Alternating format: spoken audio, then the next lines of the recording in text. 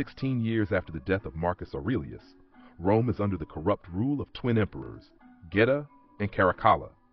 The dream of Rome has crumbled, and the city is on the brink of collapse. In Numidia, 200 AD, a young man named Lucius Verus Aurelius, living under the alias Hanno, tends to his crops with his wife, Arishot. They notice smoke and fire near the gates, signaling a call to battle. They join their fellow warriors to fight against General Acacius and his Roman army. Despite their valiant efforts, Acacius spots Arishot and orders his men to kill her. She is fatally struck by an arrow and falls into the ocean, while Lucius is also knocked into the water. In a state between life and death, Lucius watches Arishot join the ferryman into the afterlife before he is pulled back to life.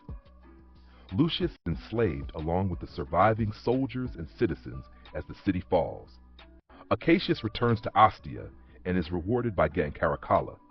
The emperor planned to conquer Persia and India next, but Acacius believes they should focus on Rome's citizens.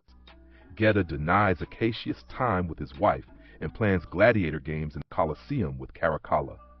Lucius and the other slaves are taken to Antium, where they are forced to fight feral baboons in an arena overseen by stablemaster Macrinus. The Numidian chieftain Jubartha chooses death in the arena, allowing a baboon to tear into his neck. Lucius fights a baboon, biting its arm and strangling it with his shackles. Impressed by Lucius's fighting skills, Macrinus pits him against gladiator trainer Vigo, further showcasing Lucius's rage and determination. Lucius reveals his desire to kill Acacius, and Macrinus promises he can achieve this if he fights hard enough in Rome.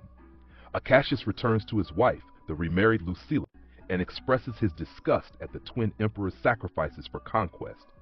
Together they plan an insurrection with their allies, including Gracchus. Macrinus brings Lucius to a party hosted by Senator Thrax. In front of the emperors and Senate, Lucius is forced to fight another man for their entertainment.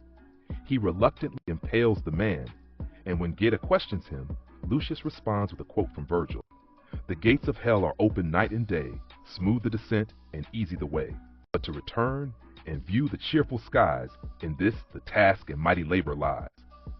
The gladiator games begin, and Lucius is brought to the Colosseum.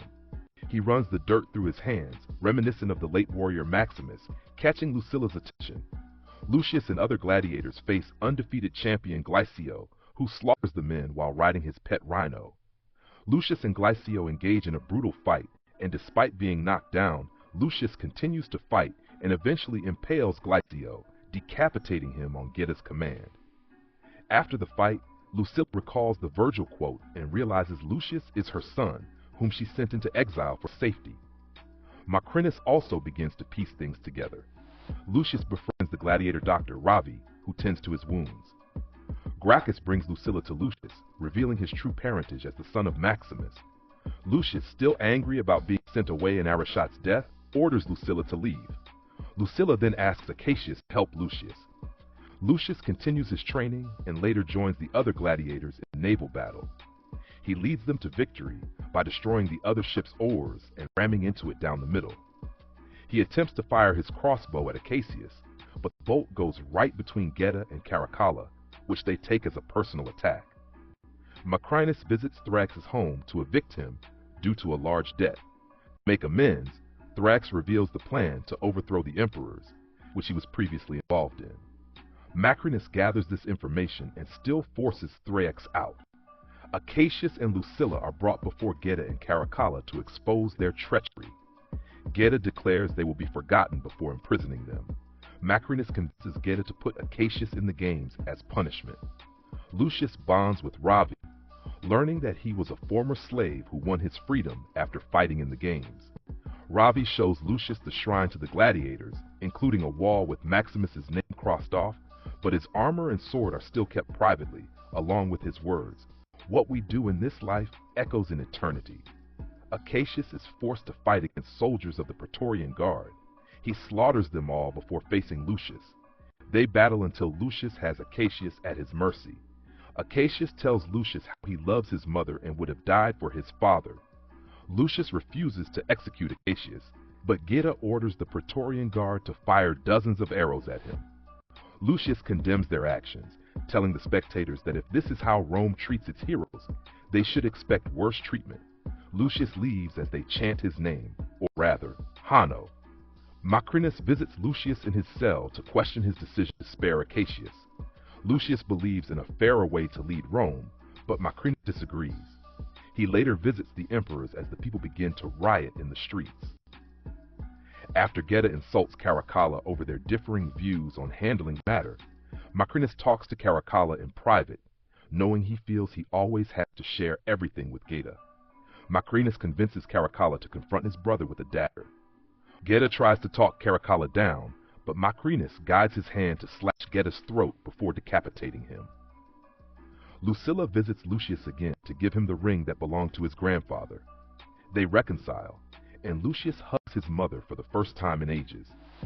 Lucius then gives the ring to Ravi to deliver to a general in Ostia so that his army might come to their aid. Caracalla takes over the throne and appoints his pet monkey Dandus as his consul, while elevating Macrinus to a higher position of power. Macrinus presents Geta's head to the horrified senators after Caracalla leaves, establishing why he must gain even more power, forcing them to vote him to lead the Praetorian Guard. Macrinus then visits Lucilla's cell to talk about how her grandfather had him enslaved and his plan to end the imperial bloodline by becoming emperor himself. Macrinus has Caracalla put Lucilla and the other conspirators in the Colosseum, with only Lucius to defend her. The plan is to incite a riot if Lucilla is killed, providing an opportunity to kill Caracalla and ascend to the throne. When Lucius learns he must defend his mother, he breaks out of his cell, kills Vigo, and leads the other slaves in a revolt. Lucius takes his father's armor and sword before leading the men to reclaim their freedom.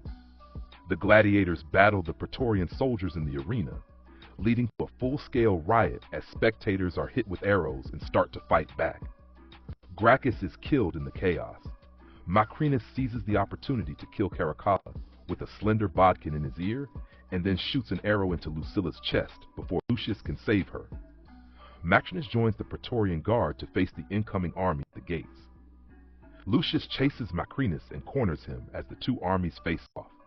Lucius charges with his horse towards Macrinus, leading to their final duel. Macrinus nearly overpowers Lucius, but he remembers his mother's words and gains the upper hand. He chops off Macrinus' left arm before fatally slashing him. Lucius then addresses both armies, convincing them to stop fighting senselessly. They put their swords away and chant in agreement. At night, Lucius goes into the arena alone. He kneels in the sands and speaks to Maximus as he mourns both his parents. What do you think about Lucius's journey and his quest for justice? Do you believe he made the right choices along the way? Let us know your thoughts in the comments below. If you enjoyed this recap, don't forget to hit the like button, subscribe to our channel, and ring the bell icon to stay updated with our latest videos. Thanks for watching, and see you next time.